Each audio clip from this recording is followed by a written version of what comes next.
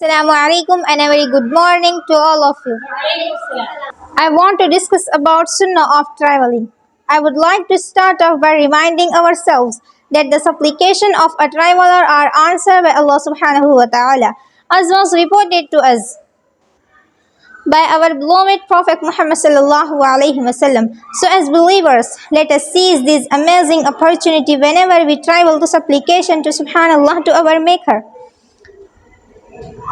As much as possible, we should always make it point to remember our Maker wherever we are, whoever we travel, be it by air, by land or by water. It is also from the pure Sunnah of our beloved Prophet Muhammad sallallahu alaihi wasallam, based on the narration recorded in Bukhari and Muslim, to return immediately after the task that you set out for is completed.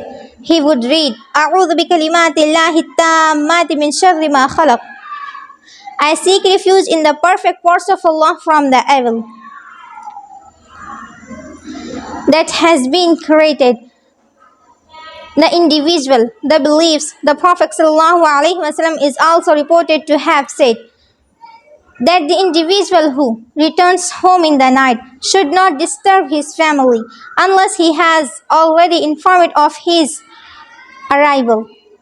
So no surprise visits in the middle of the night. Just imagine if you are just about to sleep 12 o'clock, midnight, and somebody rings the bell. Obviously, you are going to get on mute.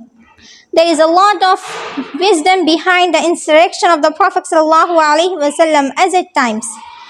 If one's family is not aware of his or her arrival, they may not be prepared.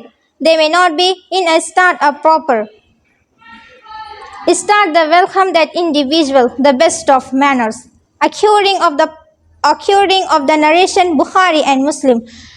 I wrap up my speech with a message that it's been a great experience to share my views with you all wonderful people. Thank you so much and have a fantastic day.